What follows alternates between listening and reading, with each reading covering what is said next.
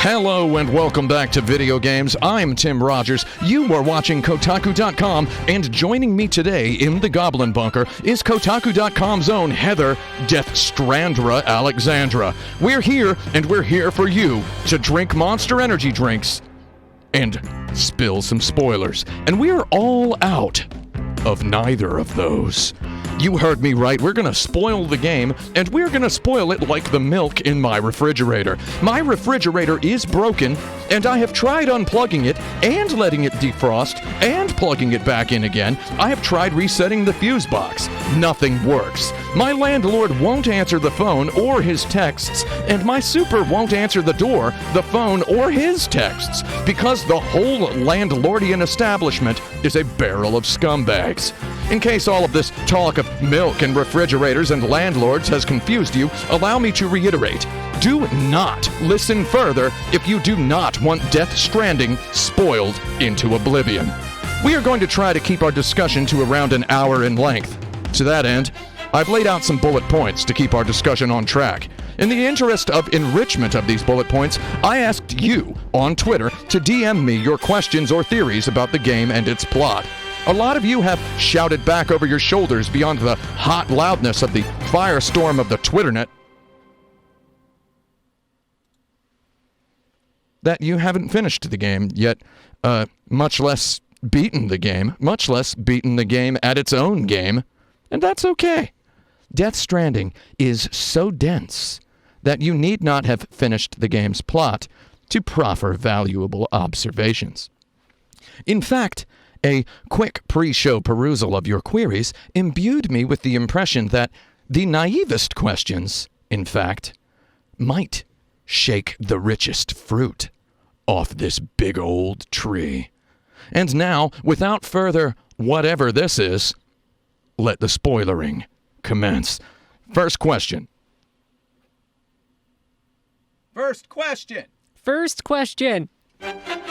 Has Kojima gone crackers?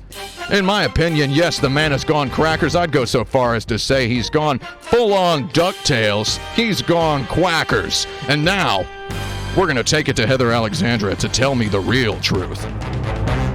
Hello, this is Heather. Has Kojima gone crackers? I think we both know the answer to that, Tim Rogers. The answer to that is, no. No, I don't really think he's actually that crackers.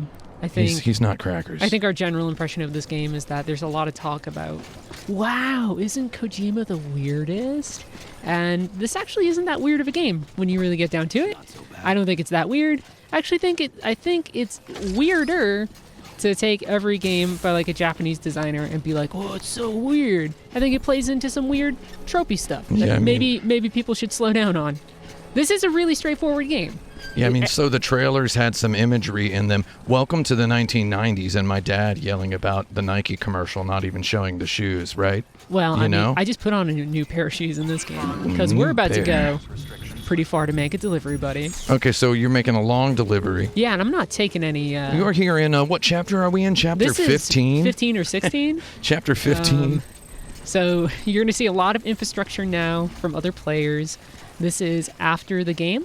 So if we've had a lot of people who are like, hey, is there a post game or whatever? And the answer is yes. There's a heck of a post game, yeah. It's technically a flashback before the final cutscene. That's a spoiler right there. But you get to go back into it. The final cutscene does something irreparable to your understanding of the mechanical flow of this game. Yeah, so I'm just gonna say it. We get Sam takes the BB out of the tube. Takes the BB out of the tube. And so there you go. And then the BB lives, and then he's got a little baby. He's got a little baby. He's got a little tiny Which is good because he had the spoiler thing for Sam was that he had a wife. Bibbly babbly bumbly bubbly. Had a child who died as well, and a bunch of stuff. Dead baby. God darn, that sucks. God, I'm right near some BTs. Oh, it's good. Well, we get to hang out with our favorite Korean pop group here. I'm gonna take out the BTs. This blood bullet One shooting thing. So yeah, basically you get to the end of the game, and then what happens is a character. It then says 2 weeks ago, and then a character's like, Sam, while you wait for the inauguration of the new president, why don't you head out right there, past time until the presidential inauguration? Yeah, while you wait, why don't you make a couple of deliveries, clear your head, And it's like, oh, okay. Is that your Die Hartman impression? Yeah, that was my Die. You know, I actually met that guy the other night. You did? Yeah, I said hi to him. I said I so loved many his people. speech at the end, and he said, oh, thank you. Ooh. He gives a tearful speech at the end, which is... Mushrooms. It comes up at such a strange moment. Oh my God, we're just like spilling the spoilers like so much Monster Energy drink right now. So you Speaking have of Monster Energy drink, right so in us. some games about a post-apocalyptic future, it turns out the humans were the real monsters all along. In Death Stranding, it turns out that the humans were pretty good and that the monsters were the Monster Energy drink all along. So we're going to crack these open on our microphones in synchronicity, in the spirit of unity. We've been planning this out all day. Ready? Here we go. Ready, 3, 2, 1. Ah, there we go. Cracked open on the mic. This is Monster Energy drink Ultra Paradise. Ultra Paradise. That's the green one. Tim says that it's a pretty mellow tasting monster drink. It's smooth. It's kind of like a little cartoon lemonade. I'm going to tell you what. Oh boy, you weren't right. Here it goes. Here it goes. But also, boy, it's still Monster Energy drink, and that still tastes a little funny in my mouth. It smells like an alcoholic beverage mixed in a college dorm. Yeah. I'm going to tell you something. I'm going to tell you something right now. One sip into this, already, my nostalgia, and that's nostalgia spelled with a G-H, because that's a reference to the Andrei Tarkovsky film. My nostalgia for Red Bull, sugar-free, ice-cold, is now rising to my eyebrows. This is a powerful tasting drink. I wish I was drinking a Red Bull right now. Tim, what's the first thing we should talk about spoiler-wise? First thing we should talk about spoiler-wise is, here's my idea. Ready for this? Go for it. Let's summarize the entire plot of the game. So I know that some people. No, we're gonna do this. We're gonna play lightning spoilers. Like I said, it's not that complicated. It's not. It's just gonna sound stupid. Let's get goddarn reductive, right? So remember the old drive-by style. What you're about to hear. Don't go shouting this out your car window when you drive in front of a Barnes & Noble. This is not Snape killing Dumbledore. Jesus! So we're gonna basically unfurl a tapestry of this game's equivalent of Snape kills Dumbledores. That hurt me so much. We're gonna give you all the Snapes killing all the Dumbledores real quick, real fast. Okay. You do that while I help my BB. So we're basically just we know that some people are watching this and they have no interest in playing the game. They just want to know all the spoilers. Don't spoil it for people who don't want spoilers, right? I mean, come on. So story of the game. Don't go yelling this at Barnes & Noble. So story of the game, we're going to unspool it all, right? We're going to unspool it. But we're going to do it very quickly. There is a moment very late in the game where a bunch of characters are gathered on a beach/the beach. The beach. It's Amelie's beach, the beach. We should establish that beaches are where people go before they die, right before they're also going to go into the afterlife. So the beach is like limbo or purgatory right before you die. The afterlife in this game exists and is scientifically provable. Scientifically proven afterlife. It's wonderful. It is a thing that we have. So there's a moment on this beach where there's a whole bunch of characters appear, and if you had allowed your eyes to glaze over at any point during the final acts of the game, that was Act 10, I believe. No, that was Act 10, Die Hard Man, or Episode 10. They call them episodes. What are the episodes? Let's list the episodes. Prologue, Porter. Episode 1, Bridget. Episode 2, Amelie. Episode 3, Fragile. Episode 4, Unger. Episode 5, I can't do it, Mama. Episode 6. Higgs? No, Maligna? No. Episode 6 is goddarn, what's his name? Hartman. Deadman. Deadman. Episode 7 is Clifford. Episode 8, Heartman. Episode 9, why am I doing this? Higgs. Episode 10, what is episode 10? Die Hard Man. Episode 11, what's episode 11? Man, whoever put this... Clifford Unger is episode 11, because that's where you have the showdown with Matt. Whoever put this car here is an idiot. Yeah, there's a lot of, I've seen a lot of idiocy being retweeted on Twitter. Our good friend Doc Burford has been tweeting a lot of what he considers to be etiquette faux pas and such. Oh, there's a little spoiler just popped up on the screen. The fact that at some point, surreptitiously, somewhat unbeknownst to the player who had allowed their eyes to glaze over, Sam starts calling the baby. Starts calling the baby Lou. Starts calling the baby Lou. What he was going to call his own kid before tragedy fell. Yeah. Yep. And then turns out the BB is a gal. Mm-hmm. Louise. And it turns out there is a dead girl. The BB's a girl. There's a dead wife. Mads is dad. Dad is Mads.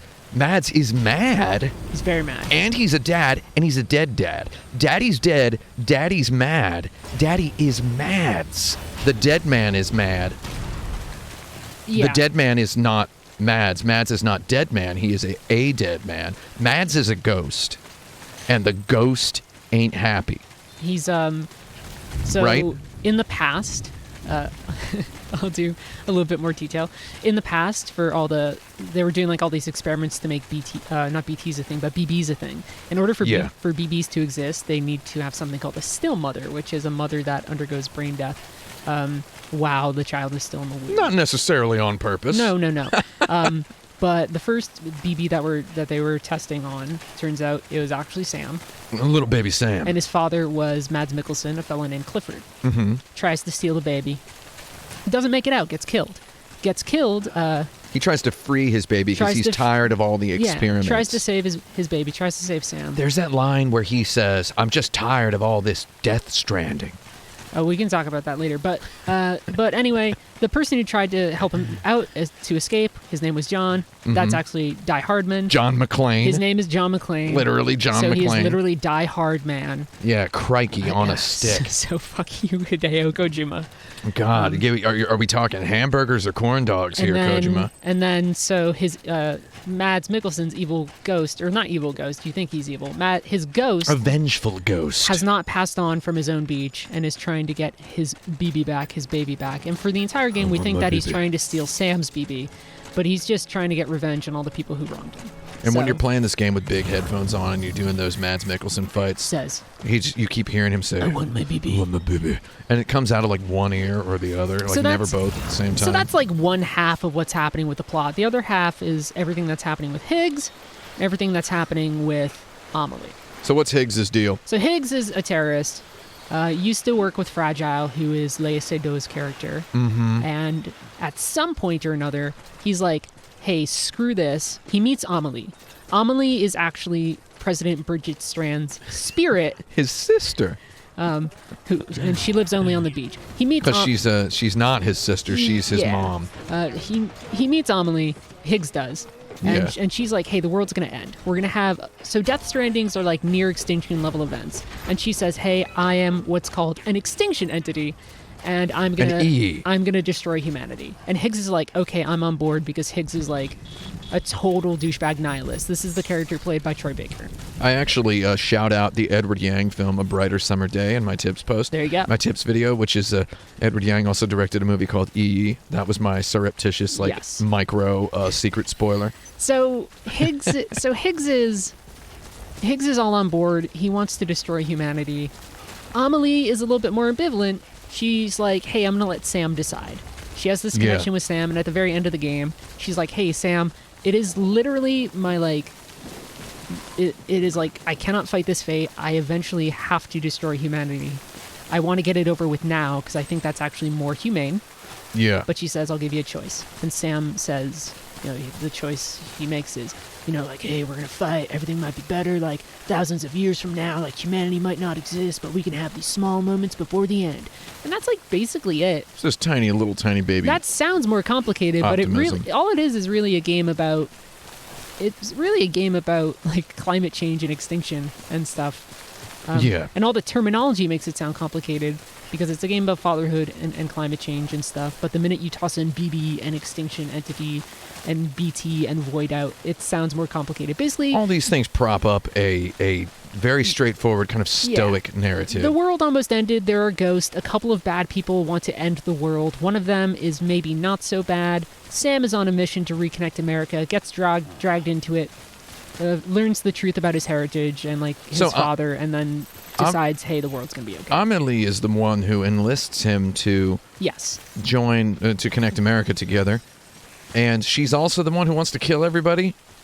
And does she send him on this mission to test him so that he can make the ultimate decision at the end? She is a very conflicted character, and my interpretation is that, in sending Sam on this journey, she wants him to get to the other end of the country so that they can meet in person. On the beach, and then they can talk and figure out what the hell they're going to do. Yeah. And Sam will probably be like, no, I'm Norman Reedus, and I think people deserve a chance. And she wants him to say that. Yeah. So to close out this point of how crackers is this game. It's not crackers at all. And there's actually a good Twitter thread by a friend of Kotaku.com, Once again, Doc Burford. Doc Burford. So I'm gonna read out his Twitter thread. It's pretty good. It's very terse. Here we go. This is Doc speaking. Anyone who thinks Death Stranding is hard to describe has a failure of an imagination. His words, not mine. It's a game where the afterlife was scientifically proven as the antimatter universe. But in doing so, ghosts showed up. Suddenly ghost. Being antimatter, touching a ghost triggers a matter-antimatter reaction. That's bad. Your job is to reconnect towns so they can 3D print supplies and communicate with each other, as human survival is only as good as our ability to interact. Some people don't want that. There you go. Yeah, that's like it. Higgs. Higgs doesn't want that. Higgs doesn't want that, and then he just wants everything to fall apart. Some of the people in the shelters that you encounter, they don't want that either. And I feel like that's a little bit glazed over, isn't it? They're very It's skeptical, like, though. I'm not sure about the UCA. But there's reason to be skeptical because, I was talking in a Discord with people about this game. Not necessarily a thing that I think, in retrospect, I wanted to do because a lot of these people were like, I haven't played the game. I've only seen trailers and blah, blah, blah, blah, blah.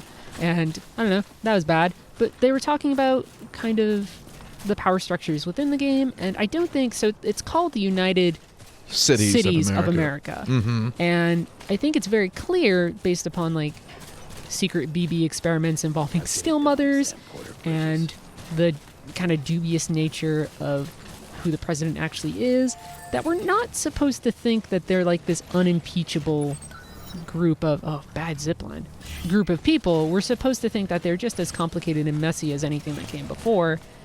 And I think the message is, at least by linking people together and having some form of communication, then maybe things can smooth over. But I think this is a game, like most Kojima games, that's kind of skeptical of, like, as much as it wants to be like, America, rebuild America, Sam. I think, like many Kojima games, it likes the broad notion of America, but Kojima was just using America as a stand-in for power. Right. A stand-in for the man. Yeah, there's still a skepticism of like raw power structures. And everyone is there's just a lot of people skeptical about the UCA. Because it's imperfect too, because at the end of the game, the next president is our good friend, John McClane, Die Hard Man. John McClane. Who's an incredibly conflicted and flawed human being after failing to save Sam's father, Clifford, and feeling complicit in all these bad experiments and stuff. And so I don't think this is a game that posits that there's like a clean answer to that sort of infrastructure stuff at all. It's very, very, heck yeah. Yeah. Another big question is Sam the baby? Yes. Who's the baby he's carrying? Is that him? That's a question that a lot of people ask. Because people think there's like a time travel thing. Yeah, they think there's some sort of time travel. There's not. And there is. Well, yeah. With the rain. Yeah, timefall. So timefall is whenever it rains or snows, that accelerates anything it touches. Yeah. There are. So my theory is. It's like the supercell event where you can get sucked in and go to a beach, and to people outside, it seems like you've only been there for like a second. But it's not like Sam's his own dad or anything. Yeah, he's not his own dad. Mads is his dad. Mads is so dad. I actually have a theory that, so the timefall, you have a canteen that absorbs moisture and turns it into energy drink. Delicious monster energy My drink. theory is there's not actually any technology involved in there. My theory is that timefall flat out is Monster Energy drink. And let me tell you why. Because we're drinking it right now. Monster Energy drink also ages anything you pour it onto. Yeah, my teeth. Red Bull forever. My teeth are deteriorating. Yeah, it's awful. Yeah, I'm going to drink it right now. Oh my god. Ugh. Okay. Oh, it's terrible. So Kojima has not gone crackers. We've determined. No. He's just kind of telling. He's up to his old tricks. So here's another thing. The Sony embargo restrictions that basically dictated what I was allowed to talk about in my video review, Very for example. extensive. The restrictions for the video embargo were absolutely labyrinthine and wild. And it's almost as though people who were making videos were just not allowed to comment on the fun part of the game. It's almost as though, and this is, I've received this as a conspiracy theory via many commentators on my YouTubes, people who have gotten this far as Chapter 5 of the game. As we know, people who hop into YouTube comments and offer conspiracies are always right. Oh yeah, they're always interesting. Okay, no, they're definitely not always interesting. You all are not always interesting. However, I do enjoy, from time to time, the occasional sip of a beverage and read of a YouTube comment that is too long. So, a lot of there's been this conspiracy theorizing about, was the embargo designed just to make it so the reviewers made the game look boring in their videos? Why does Kojima make the beginning of the game? First of all, I want to go on the record. This is going to be the 5th time I've said this on a Kotaku.com video. I actually think the beginning of the game is really, really fascinating and fun. I think it's mostly good, and the only thing that I told people was, when you get to Chapter 3, you get all your fun tools. You get the toys. If you want to mess around with it mechanically, that's when it's like mechanically starting to get denser. Yeah. It's just, I really enjoyed those first 2 chapters. I enjoyed the unspooling of the narrative. I enjoyed the challenge of the hiking. We enjoy the line, what is it? Sam, you have to take the president to get cremated, or whatever. Yeah, you straight up dump her in the trash. We're going to talk about dumping the president in the trash in a minute, metaphorically. Might level up my character here. Level up. Tim. Oh, buddy. Okay. Oh God, I'm allergic to the Monster Energy drink, everybody. We might. That's good. That's good. Might have to. No, there's no editing. No editing in this video. Might have to at least turn the sound down on that. No. People are going to be okay with that. Okay. They'll be okay with this. So we were talking about there's the opening and so basically conspiracy theory. Yeah. People are like, oh, do you think the embargo restrictions were designed to keep people from understanding? And it's like, no. They said don't discuss anything after Chapter 3. Don't show anything after Chapter 3. And in further clarification, it turned out that what they really just didn't want is they did not want us to show Chapter 4. I actually got clarification on it. Chapter 4... That's when you finally go on to the first time... That's the first time you fight Cliff. Yeah, you fight Cliff. On one of the beaches. In a World War I flavored beach. It's World War I flavored Monster Energy beach. Because when massive amounts of people die, sometimes they don't pass on. They form like a collective beach. Yeah. So like war zones and people trapped in war zones or like massive... like murder events. World War I is like a beach. Congregate in the afterlife. But yeah, because the game takes a turn there, yeah. and I'm gonna end up writing about that. And they didn't want us to show the fact that you were blasting with a gun. It just ends up being like this real big shooty time. It was a real Metal Gear Solid moment, except without any of the stealth. It was just a straight up dude shoot. I'm just taking deliveries that go really far away. That's good. That's good. Just give a little bit of background here. It was just a straight up dude shoot moment. It really was. And also that episode was startlingly short. It was very short. It's like, oh, it's over. It's just the boss fight. Yeah, and then there's a couple of episodes. The variable episode length, I enjoyed. Right. I enjoyed that the Dead Man and so I'll comment. The Heartman one was like monster long. So let me comment on the embargo to only say that I've also seen people who have said like, like Sony had this big thing that insisted that you could only write about it unless you finished the game, and I don't remember that being a thing at all. No, they did not say that. That's not a thing at all. I don't know where that rumor... I finished the game because I'm an idiot and I'm not going to not finish a Kojima game before the rest of the world. I don't really know where that rumor comes from. Yeah, a bunch of weird little rumors about this. So in general, behind the scenes of things, are like reviewers like to finish games when they write about them because I think in general you should, but you don't necessarily have to. And the length, some people were like, oh, that Sony made an 80-hour game so that people couldn't finish it in time or whatever. And I think everybody's playtime has changed and varied a lot. We've seen people who've played this for like 30 hours or something like this. I built this intricate zipline network, by the way. Yeah, it's very good. It's helped me out a lot.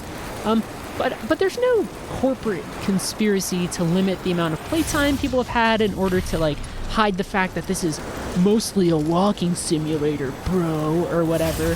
What people have seen is mostly what it is, and the only thing that they wanted to show was like, they were like, hey, don't show off major plot stuff, even though tons of that was already in the trailers. Yeah, that's... and don't show off like the first boss fight. And that was it. That's what I wanted to really address here, was the fact that I was told to keep a lid on anything resemblant of a spoiler, and Meanwhile, goddarn Hideo Kojima is out there just whipping it out and letting it all hang out with he's editing his own trailers, which is very unorthodox for the director of a video game to edit his own trailers.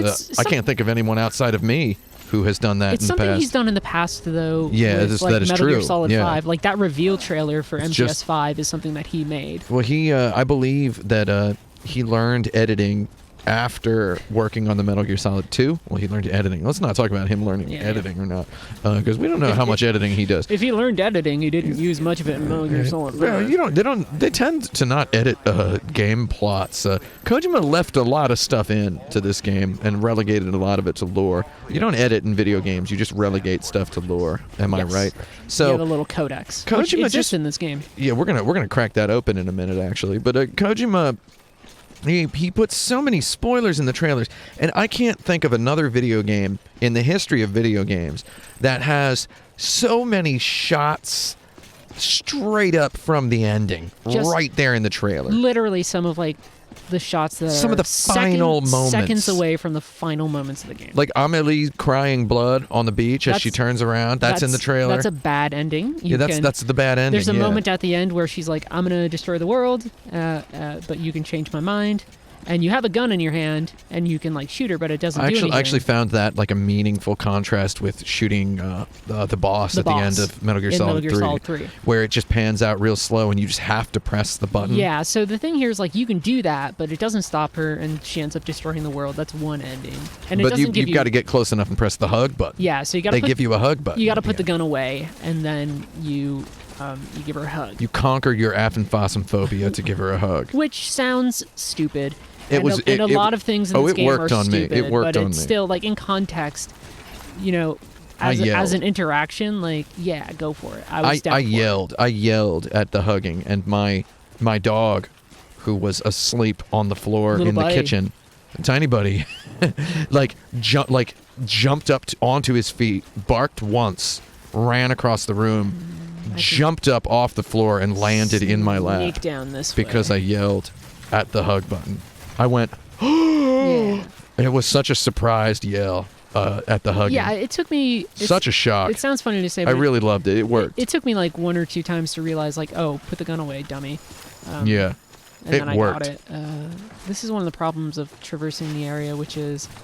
If you're sometimes we've talked about this before. If you're trying to go what is the straight line optimal path, sometimes it's just there's a cliff in your way. Yeah, I told a lot of people in my tips video. I'm like, oh, you should plot multiple routes, and everyone's like, did you know you can bend? Oh, you can tilt the map, and I'm I tilted the map for the first half of my first playthrough. It shows you the topography. Will it tilt here? You have to press the touchpad and then bend it. So that will show you some of the topography. I still ended up plotting multiple routes. Plotting multiple routes is better. Don't trust the topography. You can trust it. Let's establish that what you are seeing here is what a lot of the game is, though, except there are boss fights, there are ghosts to deal with, and I'm probably going to pass through territory with either terrorists this is or mules. But this is the game. Yeah, this is the game. So there is a lot of story, but the story usually happens between missions. Kind of reminds me of Red Dead Redemption 1. You get back to your mission giver's house, and there's a cutscene with some writing.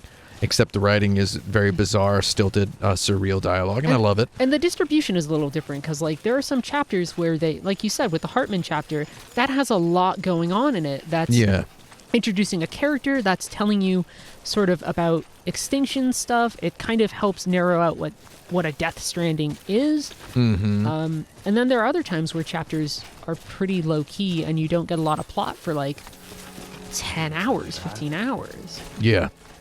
I actually found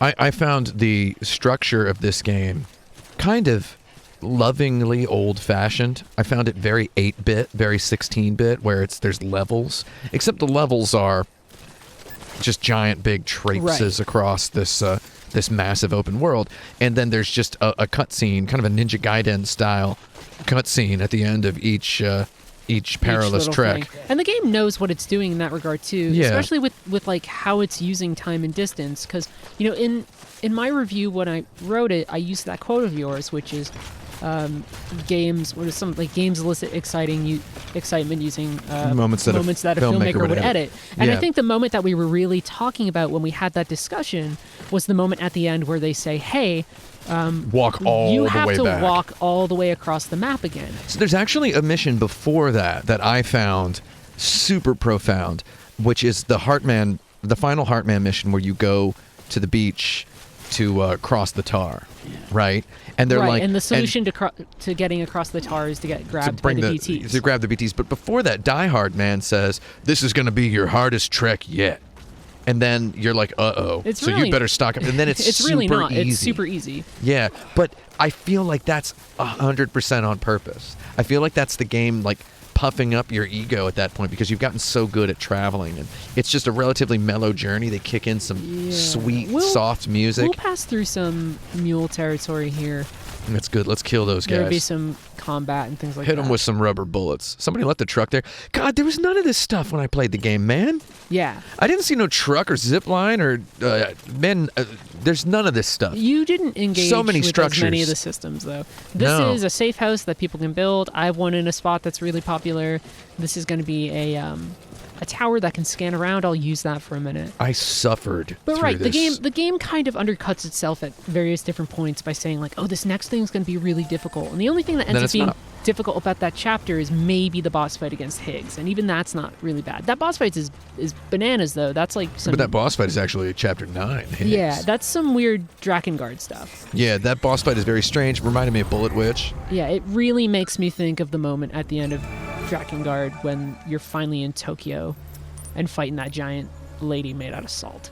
Yeah, Drakengard, real good. I heard, by the way, I'm not apologizing for spoiling Drakengard like 15 years later. I've had people who are like, Heather is really bad about spoiling other games when she talks about some games. And you know what? That's an old game. I wish that they just had a PS4 Drakengard collection for me. They really should. Yeah, I think they should do that. Squeenix, get on it. But yeah, you punks. The bigger, like, the end of the game, there are a couple boss fights. When you're getting back to the final city, there's a big giant tar whale that you gotta fight. So you actually didn't like that first boss because you were talking to me about it when you first played it. I didn't understand it at the time. So we're talking about you're trudging through sludge and there's a dolphin. Yeah, right. It's like one of the first times you have to deal with big BTs. The first time you have to kill one. Yeah. So then they tell you you're the first person to kill a BT. Higgs calls them in because he's somehow like super able. Why can he call BTs? Because he has a high Dooms level. Oh, what does Dooms stand for? We don't know. We do not know what Dooms stands for. But we know that it affects your ability to interact with BTs and like beaches and the other sides of the afterlife. So he has a super high level and he can just summon BTs. Maybe it stands for Death or Other Morbidities Supervisor. There's a line at the end where he's like yelling at Sam. He's like, "We got Doom, Sam!" It's one of the funniest lines of the goddamn game. Oh my god! So, damn it! The boss fights. I said of that first boss fight, and I actually have a playthrough recorded, captured very well of my boss fight. I didn't use it in my video because I didn't want to spoil what the bosses look like. Saw me. These guys suck. Just kill them. So I said that it felt like everything that's ever been bad about a Kojima boss fight just kind of exploded outward. It was very strange and messy and sloppy and trudgy. It's really funny because the end of the game, I still aced fights, it though. Like, so everything with Higgs at the end of the game. So at the end of the game, you fight Higgs on the beach. Yeah. And it's like two things of it's mostly hide and seek. Yeah. Beat 'em up. Very Metal Gear Solid 3. It's like arcade Metal Gear Solid 3. And then Metal Gear Solid 3, the arcade game. And then it gets into the fist fighting thing, which is just Metal Gear Solid 4. It's the fight against Liquid Ocelot. Except extrapolated out into its most extreme video gamey form, because anything involving Higgs he's very much aware of the medium he's in.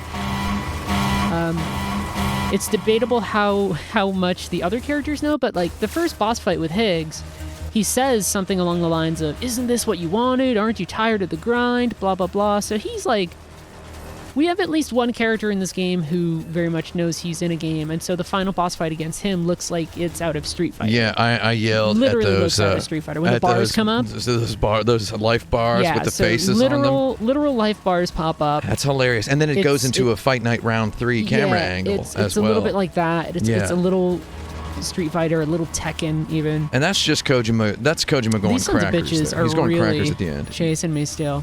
Yeah, they're a bunch of punks. Just. They eventually, they don't like leaving their territory, though. I love how the very first time I ever got in one of their trucks, a guy just threw a thing at it and just blew. And just zapped it out. And my guy jumps in and then jumps out. So one thing I do like doing in this game is raiding their camps for supplies and using their trucks to take them. So I can tell you played this game a lot because you've gotten, you're good at reading how deep the water is without even scanning it. Yeah, I don't use my scanner much anymore. Yeah. You can just kind of tell. That's actually a very interesting way that this game handles mastery, right? Which is always a fuzzy concept in games. Right? Yeah. In fighting games, you can gauge mastery by how well you can technically pull off something, right? Like you've mastered quarter circle forward and can do your Hadouken or whatever. In this game, it's more about understanding terrain. It's less, more about completing actual actions. It's more just familiarizing yourself and becoming more competent in your role and the body of Sam Porter Bridges. I see a lot of clips online of people eating crap as Sam, and now no way. I have all this stuff on my back, and there's very few chances I'm going to fall, except for that big fall I had earlier when I fell off that cliff. Yeah, you get real good at running, real good at knowing his limits. And I mean, that's, again, going back to the film games build excitement and stuff that a filmmaker would edit. Sam feels like a person in the game, and when you're just kind of running around in the world, it feels like you're just hanging out with the person. Like you're getting his steps in. Yeah. Talks about all of this social media stuff. Your growing competency reflects his growing competency, and also he's as pissed off about the delivery stuff as anybody else. Yeah, he loudly expresses frustration multiple times. During that fight with Higgs, he loses it. He does not sound like he's having it. He's super pissed that he's been doing all this dirty work for folks. Am I the only one who got a bit of a Porco Rosso vibe out of that final fist fight with Higgs? You think so? Yeah, where their faces are getting all messed up and they're they really exaggerate the punches, right? Yeah, and they're up to their waists in nasty water, just punching each other. It's very. I think the water's not nasty in Porco Rosso. It's just tar and stuff in this. They're in nasty tar. So we've been rambling loosely, but what's our next bit here, Tim? Let's take a look at a couple of there's a couple of oh, it actually is this one. We got a couple of questions on Twitter where people are like, does this game even take place in America? There's these theories about why is America only 10 miles wide? That could just be because it's a video game, but what's the deal with, I've noticed Mads Mikkelsen repeatedly says to BB that someday you're going to be able to go places. Maybe you'll even go to the moon. And there's this Ludens character who we see on the moon. He's a spaceman. At the beginning of the game. And Ludens is named after a race of supreme beings from the Strugatsky Brothers novel, The Time Wanderers. There's this race of beings called Ludens. Well, we had a discussion in the office when you were like, man, do you think we're on the moon? Yeah, I was like, what if it's the moon has been terraformed? And it feels like that, but in the end, it really is just the world is that messed up. They've just, America has, the Death Stranding caused stuff to collapse. Is it an altered world? What's going on?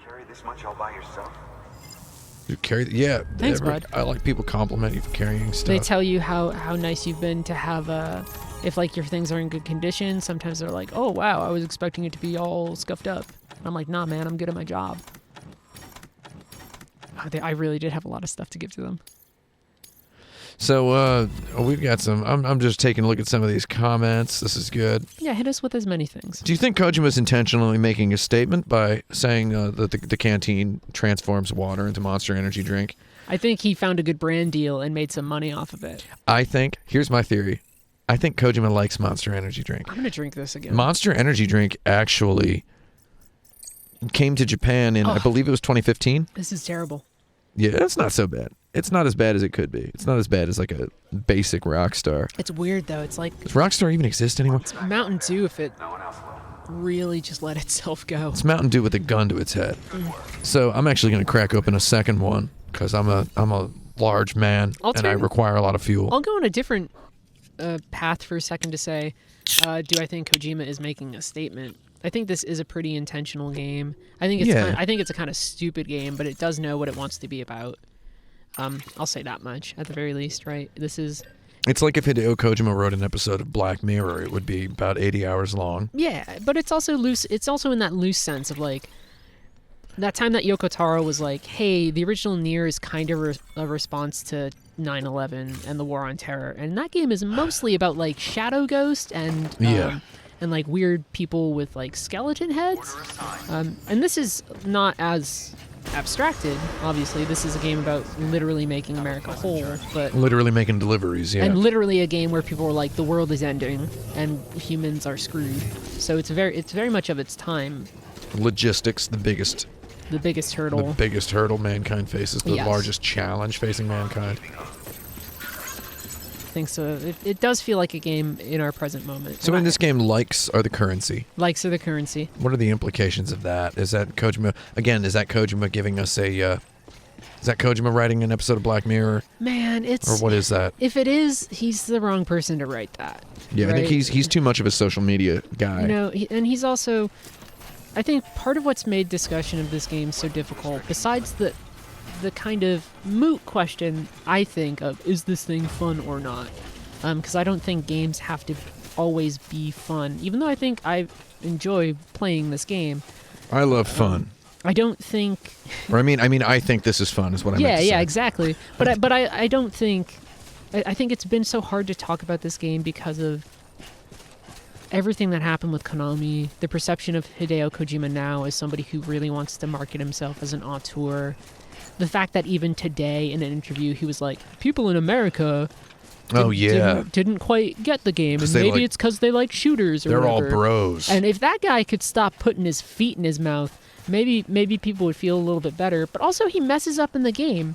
We've talked a lot about that scene with Fragile. Yeah, so let's actually brings us, let's segue into a segment here on we're going to call it Goblin Daddy's Spoiler Dumpster. That's the name of this show. Yeah. Goblin Daddy's Spoiler Dumpster. Boo-boo. Welcome to our next segment, which is we need to talk about that scene.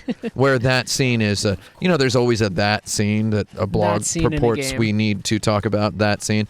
Modern Warfare 2, no Russian. We're going to bring up a bunch of candidates for what Death Stranding's that scene is, and then decide, snap style, no huddle style, we're going to decide what that scene is. So what's your that scene at the top of your head? The one that I was mentioning right there is also the one that I've seen a lot of people mention, which is the one that shows how Fragile's origin story got all messed up by the Timefall, which is that Higgs essentially captured her and made her run through the rain in order to dispose of a bomb, or else it would destroy a city. With a mask on her face. And all she had was a mask to cover her face. And that scene is essentially Lea Seydoux running through the rain in her panties. In her underwear, with some very leery camera angles. And leery. I think it's worth discussing. I think there's a lot of weird stuff going on with femininity and motherhood and bodies. Is it a response to tweets that Kojima received about Quiet?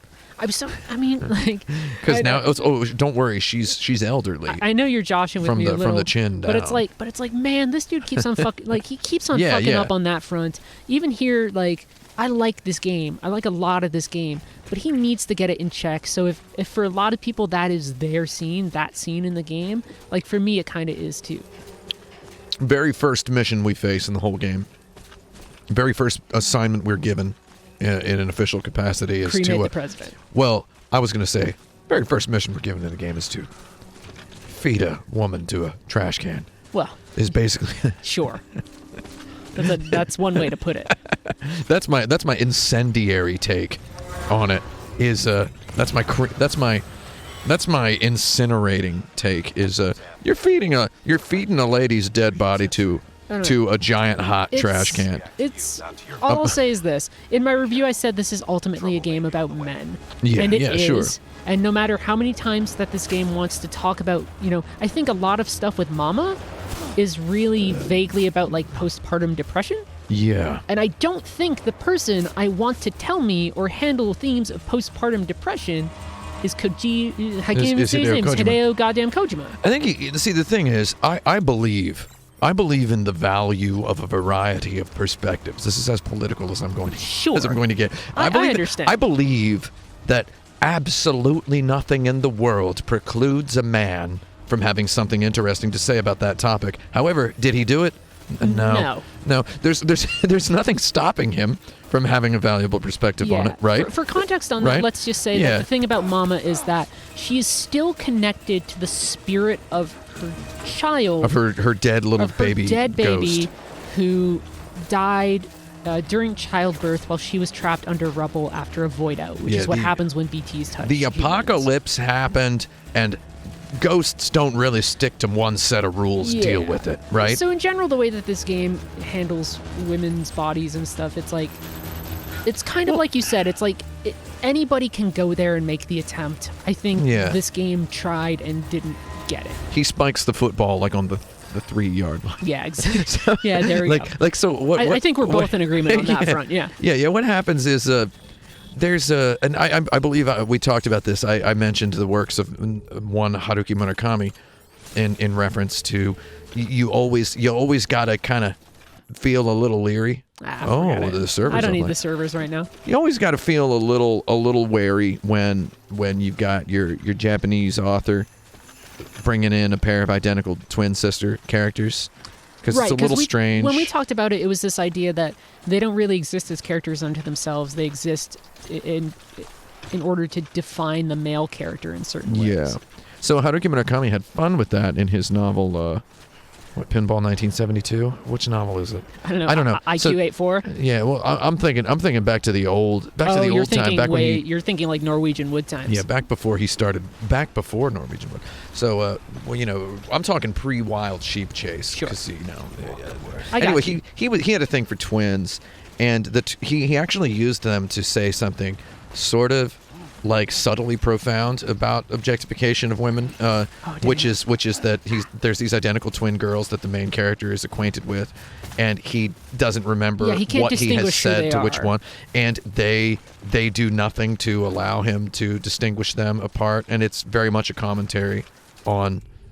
It's kind of a commentary without saying anything in a nice little surreal way. It's just kind of gets you thinking.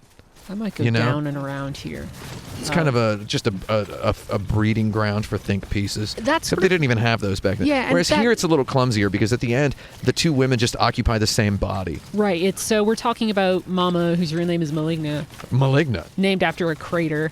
Yeah. And then her sister Lochna. And at the end, their souls kind of conjoin. Right. It's a very Beyond Two Souls moment. And they've got one eye from each of them, right. different color. Is that a David Bowie reference? Something like that. It's a kind of heterochromia type thing. And we were talking, again, it goes back to stuff that we talked about in The Office plenty of times. And like, there's a weird interchangeability of women in this game in certain ways. Not that we need to sit here and talk about Hideo Kojima's gender politics too much, but I think that scene, to bring it back to the segment title, is the thing that a lot of people will latch onto because it points to one of the game's largest problems, at least narratively. So your vote for that scene is fragile. Is the fragile on the, and you know what? I think that's that scene too. But I'm still going to throw out my other candidates. Give me the other. My other candidates for that scene are Mama's flashback, where she talks about dying, or like her BB being dying. In the rubble. That's another that scene. Another that scene I think is Dead Man getting in the shower with Sam. Yeah, and Sam just being like exaggeratedly histrionic. So that's another one. He gets in the shower with Sam because that's supposedly where they are not going to be able to listen into their conversations. Like Die Hardman, they don't quite trust him. And it's supposed to play like Sam is uncomfortable. Sam's not like naked or anything. Yeah, he just doesn't like being he just close to people. He doesn't like touching people, but the way that scene is played out, the visual language of it is like a different type of discomfort. So there's like there's an on the nose-ishness that one if one failed to squint, one would see it perhaps as ham-fistedness. Yeah. However, if you allow your eyes to kind of roll back slightly in your head when you play one of these Kojima games, you kind of come to appreciate the on the nose-ishness in almost like a David Lynchian way. It's like this guy has to connect the world together, and he doesn't like being touched. It's like, all right, I'm kind of chill with that on right, the and nosishness. I've seen people dunk on the name conventions in this game, and I love 'em. like go for it. It's Old English. Man, it's so many times when writing about this game or talking about this game, I need to confirm what other people are saying, which is that this game is very often dumb as heck. Yeah. But also like. But it's that kind of like the broadness, like because everything is so broad and very little things are subtle. yeah.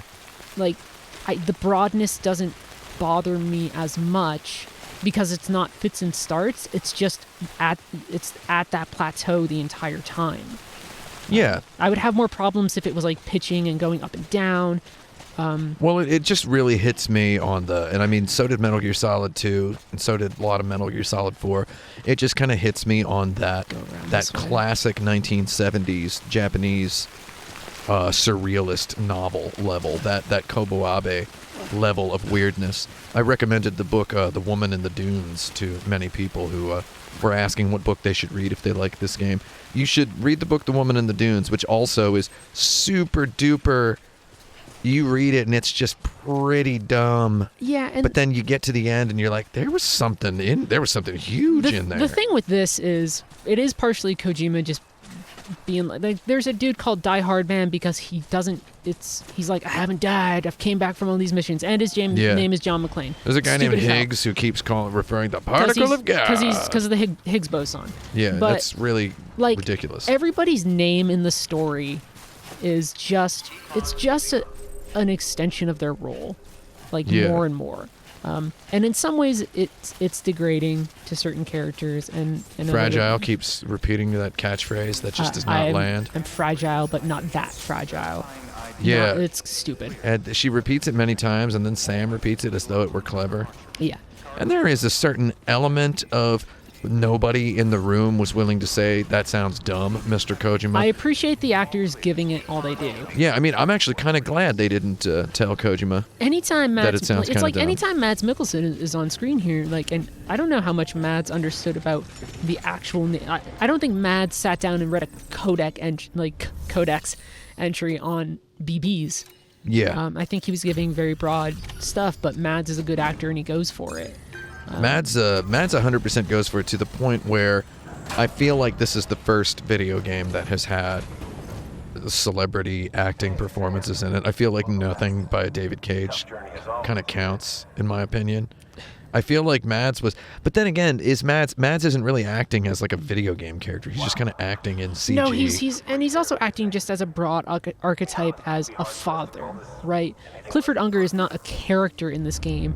He's a representation of a certain type of individual or a certain person in a society, which is a father, which is a man. He's your classic dead daddy situation. The same way that, we were talking about Mama, her extension there is she's acting as a woman, she's acting as a mother. And in some ways that's reductive. She's defined by that with her name. Right, in a lot of ways that's super reductive and frankly kind of gross, but it extends to a lot of characters in this game. You can give someone a name, but mostly the people in this game are defined by their roles, and their roles both within the fiction and what they are narratively. Well, again, it's that old English naming convention, like Sam Porter Bridges. First name, job, and then organization he works for. Right? So it's like back in the old days, you would have had names like Mason and Baker, right? They're all just descriptions of a person's job within a community. And then metaphorically, it of course Bridges is in his name because that's his entire goal in the game, is to build bridges, not walls. And he needs a bridge himself to reach the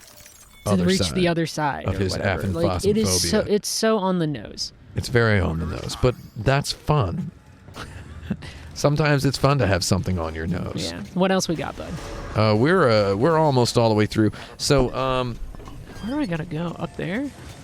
Just basically, one thing I kept alluding to in my video and in my tips video in particular was that I feel like learning to appreciate the presence of other characters kind of felt more exciting than a lot of just the game unfurls a whole bunch of spoilers at the end. The game just unfurls its plot at the end. It comes unchained at the end, right? I mean, it just starts spilling everywhere. Right. And it does the Metal Gear Solid 4 thing where like it's canon.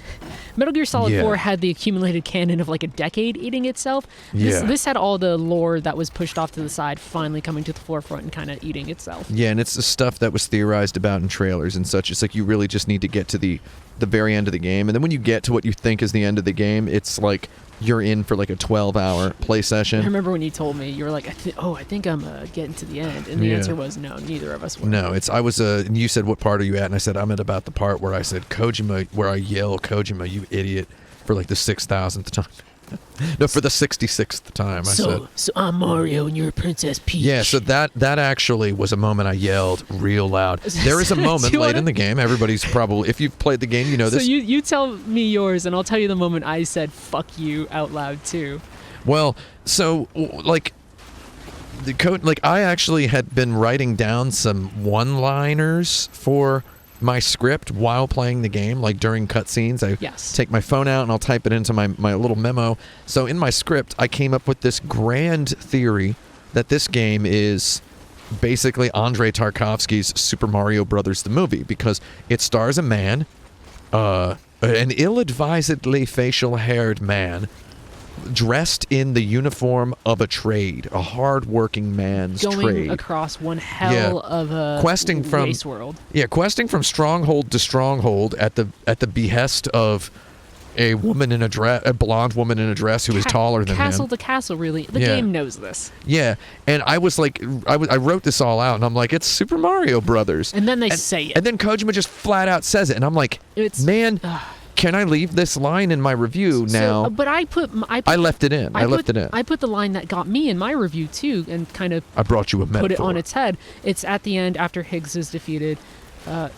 Fragile comes back with the mask, and she says, "I brought you a metaphor. Brought you a metaphor." And I immediately said in the middle of my apartment, "Oh, fuck off." But at the end of the day, I also put it in my review as a thing that like. I believe because the mechanics are the metaphor in this game, so there's plenty of metaphor. But also, come on, dude. Yeah, I've seen a lot of. There's two writers on this, and I have to imagine that Kojima had so much carte blanche, and a lot of it is dumb as hell. Yeah, I believe the second writer was just kind of the broom closet boy, you know. Such a bummer. Finish this for me, child. Right? So it's like I think about the second time that Fragile delivered her, I'm fragile. But not that fragile. I'm fragile, but I'm not that fragile. I'm like, what? Like, she's really reading that off of a piece of paper and just being like, well, oh, all right. Like, I felt like, oh, that's a little bit strange. But toward the end of the game, it is washing over you in these crashing waves, and you're just like, so chill with it at the end. But I feel like at the end, it starts to... So, like, the conflict for me is that you're experiencing all of these mechanics, you're learning how to build things, you have appreciated so many other people's structures as you play through the game, because you've seen, bridges. Not run into many BTs this time around. Yeah, it's strange. Porters. No BTs. Oh, some porters. Yeah. Excellent. I love when porters show up. They're cool. I accidentally killed one once. That's not good, man. With my car. But don't do that. Yeah, they just jumped out in front of me. So it's like you've experienced so many structures that toward the end of the game, this weird little magic trick should have happened to you, where you just want to build some stuff, because you're like, I want other people to have the nice experience that I just had. Right. Are you gonna blood die? No, I'll be fine. Yeah. So it's like you've experienced all of these. There's all these systems. There's blood, there's stamina damage, there's shoe damage, there's power, there's battery. The BB crying, there's weight on your back. There's arrangement of cargo on your back, there's distribution of cargo. There's all of this stuff. There's what do you have, what don't you have. All of these systems have been weighing on you for the whole game. That it just compounds the excitement you feel when you see a structure. And then when you finally... see people. Yeah, you see people. You decide to start building stuff on your own because you want to be helpful the way other people have been helpful to you. I think we're partially thinking that moment where you help the couple reunite. Yeah, yeah. And you find... So after... You hand deliver a girlfriend to a shut-in man. A little odd. There's some stuff going on. We don't have you bring him a girlfriend in a bag, basically. But I think the thing that surprised us is you go from structure to structure to structure, and it's all all people over holograms, and then you finally get to one, and a lady comes out. Yeah. And That was wonderful. And you're like, yeah. holy shit. I yelled, Yeah. and my little baby Babis jumped up onto my lap at 100%. that time too. So it's you're playing about 20 hours of game at that point, around 20 hours, give or take, depending on how slowly you take chapter 2. The heck is And then the thing? for the first time, you see a person come out, and you never get. And then there's a lady at one point who says, "Oh, I would invite you inside, but the place is a mess." And it's like, oh yeah, they're just kind of rubbing in the fact that you'd never go inside any of these people's houses. You can go inside one of them if you make Yeah. a pizza delivery, and it turns out that's where Higgs was. Yeah. And you see like one of those like crazy bonkers boards of like Sam. It's like a conspiracy board, and you get Yeah. to see the inside of those things at the very least, and they seem very small. Yeah, there's just people living in little bomb shelters, Yes. and it's interesting. There's a whole big world out there, and nobody wants to see it because it's scary. Anyway, you see this girl come out, and then you hand deliver her to an incinerator, which is her boyfriend, who then they break up with each other. They break up. Now, like their moms or her mom sends you a message and is like, "Can you go check on them?" And then I'm just climbing. the boyfriend sends you a message he's the husband now. He's like, "Oh, I don't really like being married." And then if a little bit later the wife sends you a message and says, "I left." Good for her. Did you get that? Yeah, a lot of that's in the mail. Is there a way to prevent that? I don't think so. If you go back, because I wonder I wonder think so. if when he sends you a message, if you like do their quests or whatever, if you can stop that. So I wonder. And then there's another thing that's been circulating on Twitter. Can you pop open the lore, and you know which message I'm talking about, right? So we're gonna look at the Look at the asexual email. thing. Yeah, there's an email about. So that's the mail stuff. Wait, are we looking for the lore entries, which are data? Yeah, the one that's the an asexual world or whatever it's That's called. near the top. Is I it? think. Humanity's biggest problem? Logistics. Yeah, there's that one up there. You got all the lore unlocked, probably. Most of it. Are you? How close are you to a platinum trophy on this? Do you know? So you have to play in the the highest difficulty to get it. Yeah. Who has time for that anymore? Log. God damn it! Where is it? Actually, I started a playthrough on the hardest difficulty. So, a but couple there, days ago. we should find it. It's this thing where they talk about asexuality in this world, and it's stupid as hell. Yeah, it's pretty odd. I'm trying to find it. Oh, crikey! I don't know. There's so much Wait, stuff. is it? Maybe it's in an email. I think it might be in an email. You think so? It doesn't seem like it would be in an email, but I think it's in an email. I don't know about that. The ones that are marked in yellow are The ones that end up having to be but required. Basically, the tenure of the mail or the notice is, like after the Death Stranding, like there's this whole notion of like more people are asexual and they don't have interest in other people. Yeah. And it's this entire misread of like what asexuality is. Yeah. And it's really stupid. It's it's so hard to find. It's a mathematician's approach to asexuality is what it is. It's like, oh, if you're not doing it, you're asexual. And it's like, oh, that's kind of sort of, I mean, it's so from a chemistry perspective, I guess you're right. It's so blasé and dumb, and I wish I could friggin' find it. Oh, it's in Interviews, An Unknown Man's Journal. It's in Other. It's in Other. Sorry. Well, I have all these stupid. Yeah, there it is. Oh, you know there what? it I is. couldn't There it is. see it It's right there. It's right there. No, but because I had like 90 different things from Higgs. Yeah, you got so a million. In asexual Higgs is world, wild. Let's Yeah. talk about how stupid this is. Yeah. Yeah. So they say, hey, there's an increased popularity in the sexless lifestyle among young people. Growing percentage of the younger cohort were self-identifying as asexual, claiming to feel incapable of feelings of desire or attraction. And these people have less children or whatever. It's this suggestion that after the Death Stranding, for whatever reason, people aren't having more kids. And the way that this is phrased is so sterile and so odd and doesn't grasp the complexity. Like we have It's so very many Wikipedia. People, we have so many people here who are in our audience who are asexual, who are gender fluid, who are all these different things, and it's a more complicated thing than just, Oh, certainly. you abstain from sex, or it's like a sapios whatever thing. Sapios. So It's just such a. one thing I want to point out is they use the word sexless lifestyle. So It's like in quotes, like scare yeah, quotes. well, no, I mean it is because sexless is a Japanese word. It is a katakana word, seksuresu. And I remember hearing this back in like 2003, and it just describes and it was something that was being written about in magazines, and it was one of those things, kind of like a word like millennial that was just being tested and being used, and it was part of the nationwide conversation.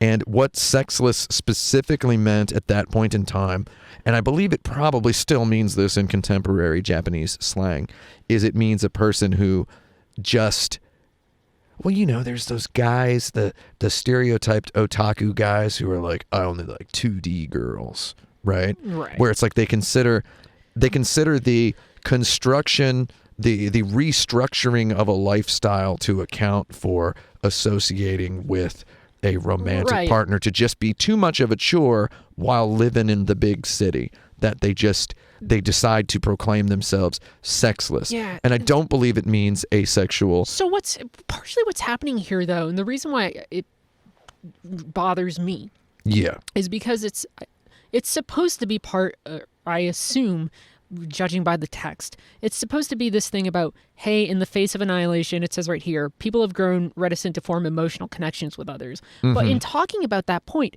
it throws an entire subpopulation of valid people under the bus as if they're doing something wrong.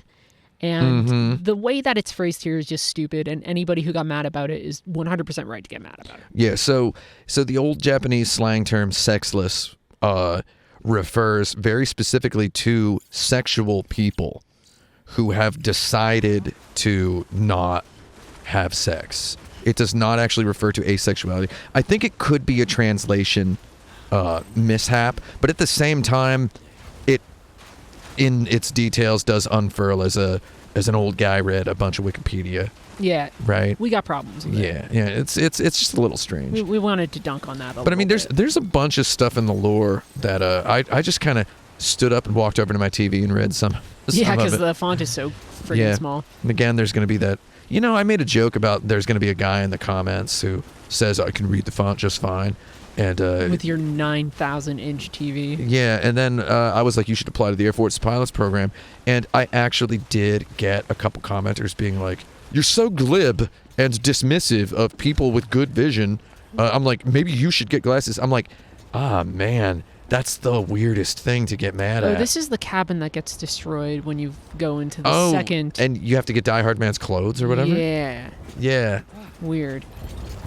But where's my destination? I kept in my life through Death Stranding, I kept encountering all of those goddamn. Was I supposed to pick them up there? I swear there was stuff here. Half-built structures. Like, it's just like somebody just puts a foundation and walks away. Yeah, this is somebody who was building thinking they're going to get the credit. A shelter or There's something. There's just nothing in there, probably. There's like no materials. Anybody can plunk down a foundation. I think our general impression is that this is a game that we've liked, a game that we don't find all that weird, but a game that has some pretty glaring problems every now and then, too. It's a weird little game, but it's not that weird. It's weird, but not that weird. It's strange, but not that weird. So you can just get rid of structures in your world that you think are useless. More like death strangling is what I said the first time I used a strand to choke it. Strand to choke a mule. Yeah. Did you come up with that one? No. Oh. Well. I didn't watch enough movies in the 80s. More like death strangling. Anything else we want to hit up, bud? I'm gonna go ahead and rip through. We're ripping through. I think we kind of got it covered. Yeah, this was real loose. I'm sure there's more spoilos that we could have flopped out onto the floor, like so many dead whales. Did we ever find out what the deal is with all the dead whales? I think Hideo Kojima knows of Moby Dick. He thinks that's what happened at the end of Moby Dick. But has never read Moby Dick. What other books has Kojima read? Although I suggested in one of our streams that maybe he just watched Werkmeister Harmonies. You know which what? has a giant big whale in it on the beach. Oh, somebody just says, somebody just DM'd me on Twitter. I've just beaten the first boss, and I theorized that Sam is the BB that Mads Mikkelsen is talking to in the flashbacks. Bud. Nailed it. Called it in one. And those are his flashback memories rather than BB-28s. So what's the difference between BB-28 and BB-8 from Star Wars? Well, one is The Force Awakens. One is a robot. 100%. Build timefall shelters if you want people to like your stuff. Although this person got 0 because it's in a weird place. There's a weird place for a timefall shelter. But they're very useful. Sometimes you got to put stuff where you can. Yes. Sometimes there's just a part of the highway that doesn't have a McDonald's. You got to put it there. That's a bit of a tip. Timefall shelters. Everybody likes them. Okay. What else we got? Anybody else on Twitter? I'm taking a look at all the tweets. Sure. Taking a look at all the tweets. I took a mission and then completely messed it up. I hope we didn't misspeak in some ways, and if we did, people feel free to correct us in the comments about certain things. That's fine. Whether that's a plot point or whether that's a discussion of more complicated there are topics just too many topics that are good that people are coming up with in the chat in the DMs. In the DMs. So someone's like, it seems significant that the BTs. This is a Dylan. Thunderbuck US. Thank you. He Dylan. says, it seems significant that the BTs are made of, produce, present with, are associated with a crude oil-like substance, and that is also associated with the Death Stranding. They're not wrong. Oil equals death, both in the sense that it will lead humanity to doom and that it is made of dead things from the past. There's a big oil is ghosts. There's a big environmentalist thing happening in this game. And it seems significant that Higgs, who can control the oil-like substance / BTs, is a terrorist. Also interesting is that he used nukes for terrorism. Could be a comment both on the fact that Big Oil has campaigned against nuclear energy for years. Oh, we're getting into the crackpot territory. I'm loving this. I think that also just becomes an Eastern thing where that there's a very strong reaction to how vile atomic weapons and energy are. That's always been kind of a post-war and even modern thing forever. So if a terrorist is using a nuke, it's like there's a line and they are crossing it. Yeah, exactly. 100%. And then Dylan here also has something that I wanted to mention earlier and did not, which is that BBs seem like an attempt to create the next evolution of humans, like an artificial star child from 2001: A Space Odyssey. Yeah, interesting. Oh, he also points out a Left Hand of Darkness by Ursula Le Guin influence. Good writer. With the mission to get people to join the UCA. Oh, we're finally getting close to some BTs. And then there was a comment I liked from Jermaine on Twitter, who says he's only watched about 3 hours of the gameplay. Got you, Jermaine. However, what he sees is that the game tries from the outset to make it feel very much like the people you are working for are not good. Yeah, we kind of talked about that a little. But not in a way that will result in them ultimately becoming villains. It's just that's just how it is. The people are just bad, but they're not evil. They're just cold. He says cold people. Oh, this is actually one of my favorite locations in the game. Oh yeah, this is good. This is good imagery. BT time. Oh, we didn't have any BTs the whole stream. No, I can sneak up on BTs real easy though. Is it just me, or did BTs become absolutely nothing? No, they're real easy, especially because you get. So maybe I can sneak up on one. You get the ability to just kill them. To kill them. Just don't have to pull out your gun. Don't have to do anything. I don't think I had a single hard BT. The one trick for spotting BTs BTs with Sam is to stay still, and if you're close enough, you can actually see them. You don't need to use the scanner at all. You don't have to do this, although you can sometimes. But as you get closer and stay put, and then just hold your breath. Yeah. It's like Minesweeper if you were guaranteed to win, basically. Yeah. So what I can do is I can get close and I can show you. So I feel like, and I mean, another source of much conspiracy gossip on the internet is how much of this is just Silent Hills. I think there's, but also a lot of this. You know what else? A lot of this is it's Metal Gear Survive. Yeah. It's Metal Gear Survive. I think I have to imagine that there's tons of overlap between those two projects. There's no way there's no overlap, in my opinion. 100%. I think so much of what this game was repurposed by Konami into Metal Gear Survive. Like, there's no doubt in my mind. I see game designers often talk about having a suitcase full of ideas, and I feel like this a lot of these Metal Gear Survive ideas were like in Kojima's suitcase. Yeah, I would not be surprised that they were just like prototyping some of this stuff out anyway, or like gray boxing it. Maybe for like Metal Gear Online. Yeah, and then it just became a whole thing unto itself. Yeah, see, I can deal with BTs real easy now. So in ultimate full spoiler review mode, I'm gonna say, if I'm doing a spoiler review, that in my review I say the game is more like a book than a movie. Everybody talks about Kojima as a film director, though his games have so many systems, and the systems are so jigsaw puzzle piece put together that they're they're never not video games. I like him so much more as a designer than I do as a writer. As a writer or a storyteller. I'll just say that right now. I would say me too. I think this game does a good job of combining the game and the narrative. It does get very heavy on narrative at the end, and the narrative does throw away a lot of the game systems. A lot of the game systems get straight up thrown in the trash. There's not as much building or important stuff near the end. You're getting handed rocket launchers. Boss fights and rockets. People jumping up out of the tar to throw you a rocket launcher, and it's just like, bananas. It's like not even the same game anymore. They delicately put together this system where they make you respect other players' contributions and structures, vehicles and logisticality, and carrying things long distances. Completely remove it once conflict happens. They're just throwing you rocket launchers. It's like, you couldn't find a way to design a fun encounter with those systems. I do like that the BTs give you a like when you kill them. Yeah, that's funny. And I'm not mad at the game throwing its game systems away. I think some of those boss fights are good cinema at the end. I think there's a reason why, especially you and me, we liked Chapter 3 so much. The dream of America was there. Yeah, and it becomes this real mechanical and systemic playground in a way that, as the game progresses, it just isn't that anymore. Yeah. Right. I think as the plot kind of starts to choke, become a series of lectures. Right, you start getting Egyptian mythology and cryptobiotics. Like that's another thing about the plot, which we don't need to talk about too much, but it appropriates like all this imagery and stuff. Like you can see right there on Sam's back, he has the dream catcher. They talk about Egyptian concepts of body and soul, and it's really like it's just like, new agey. It's like he puts a dream catcher on there, it's like. But they treat it like a totem from Inception as opposed to something with like a cultural history that matters. You can't, except it's weird. There's so much of a shotgun. Those BTs are right there. Yeah, they're right there. There's so much of a shotgun blast of this like cultural referencing that you can't really get offended by it or feel weird. It's just like, he's just throwing so much stuff in here that it's like, I don't know how to parse it. Yeah, I wish I did. It's like, it's whatever. Baby BT.